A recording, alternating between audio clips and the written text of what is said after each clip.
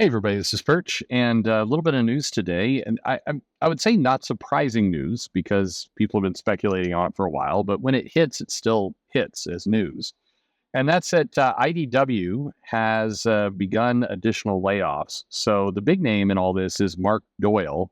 Mark Doyle, who of course came from DC, he was the Batman group editor, and I think he was somewhat famously remembered at the end for Tom King bragging about getting Mark Doyle fired off his book back when he was doing Batman, and that was a fun time for everyone.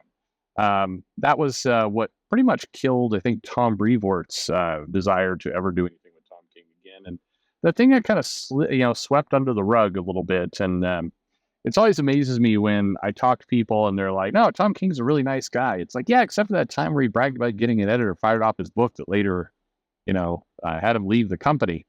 Anyway, Mark Doyle joined back in 2021, back during the golden time when comics were selling zillions of copies of everything. I'm joking, of course. But he joined IDW and then became the sole publisher back in 2023. Doyle was tagged to a number of initiatives. In particular, Doyle was really going to focus on kind of new IP, something IDW desperately needs or needed. They were very dependent on existing IP, and a lot of that kind of evaporated when Hasbro properties pulled, and they, of course, went over to Skybound ultimately and have had some success over there. But anyway, the news is that Mark Doyle is out along with a couple others. And in general, it's a small layoff, but IDW is also a small company. And so if you're reading the writing on the wall, a handful of things here. First of all, the other staffers were reportedly in shipping, production, and marketing. Now, granted, if your line is shrinking and you're not doing as much as you were doing, then marketing and shipping do become less essential. Anyway, this year has been a number of people leaving IDW because we've seen, a handful of departures. Jamie Rich, in particular, leaving. We've seen kind of additional, forming his own company. We've seen some of the properties leave. On the other hand, they have had success with Teenage Mutant Ninja Turtles. Reportedly, Paramount re-upped their Star Wars license, which it sounds like better news than it is. I mean, to be honest, I think Star Trek license, Star Trek. So what puts food on Heather's table, and it's a lot of food these days for most things. Anyway, that's not very nice. Anyway, but in terms of a license, I'm always amazed a little bit by these press releases when they talk about a property re-upping their license as if the property went and did an RFP for the best possible publisher and like, we're re-upping with you. But generally you're paying for that license. It's not like Star Trek is paying IDW to do it. It was the other way around. But anyway, there was a maybe part of the reason why it was celebrated is because Star Trek Paramount were looking to pull their license away from IDW, do their own things, and then recently sent out a press release saying that they would continue to work with IDW. Anyway, they praised Mark Doyle for what was worse than that whole thing.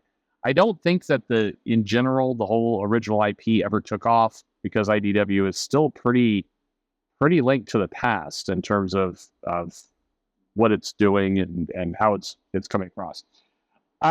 Okay, so with all that aside, what does that mean for IDW? Well, I mean, layoffs are never good, but not all layoffs are equal. Some are necessary as stuff comes and goes. But this is attached to some other news that I haven't seen printed online, but I have heard from now 3 different people that IDW is having a bit of trouble paying bills.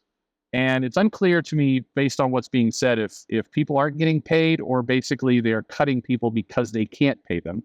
Obviously, the second one is much better than the first. If you do the work and then there's trouble, that's a much darker thing than them, not having you do the work in the first place and not paying you. It's at least more honest.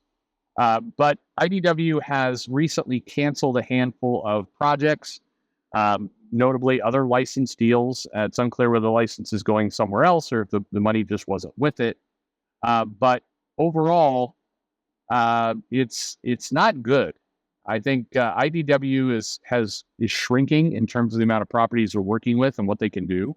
Mark Doyle is one of those names that actually is a fairly big deal. I mean, he's a prominent editor. He did a good job overseeing the biggest line in DC. And Tom King aside, he was generally well respected. He has a lot of people in the industry who talk very positively about Mark. And so I think that, them letting him go is an indication of one of two things. We'll just put it out there. Either there's a scandal out there and Mark was doing something he shouldn't have. They're firing him for that reason. They're laying him off for that reason, or they can't afford it. And I will say with 99.99999% confidence, it's that second. And just presenting it that way is kind of shitty. And I don't mean to imply that there's even a hint of any of that. Doyle hasn't had those kinds of allegations against him. My point is, when you have somebody who is well-liked, prominent, has some name value, you can actually sell around him. Generally speaking, they only part ways with someone because of a scandal or they can't pay them. Otherwise, the person leaves on their own. And they get zero chance, or as close to zero chance as you can get, that there was a scandal involved with Mark. So this is more likely a cost-cutting measure. They just can't afford him. The problem is these salaries, Mark Doyle and presumably whoever's in marketing and shipping, that marketing and shipping job is not going to be a six-figure job. Let's put it that way. And Doyle undoubtedly was over six figures, but I mean, we're not talking about they're saving, $3 million a year by cutting Doyle. And the fact that they've also cut some other projects, they've recently told some creators that, hey, we're not going to move forward with your project because we can't afford it right now. Generally speaking, when publishers won't do that, like nobody, first of all, no company likes to admit, hey, we don't have the cash. They won't. They will go move heaven and earth to try and explain anything else besides we can't pay the bill. That's the nuclear option of having to cut a project. But that is exactly what IDW has told people. So where does it all go? IDW, my belief, my strong prediction is that you're not going to see IDW, completely close their doors and fold. What you're going to see is stuff like this announcement, which is smaller and smaller and smaller and smaller. Because the reality is a lot of comic companies can survive and do survive with a team of like 8. And that's where IDW feels all but certain to be headed. It's going to be a very small niche publisher. It's going to primarily live off, trade sales and their legacy there and whatever licenses are left. So the challenge is basically that IDW needs a hit in order to crawl their way back out of this, but it's going to take time.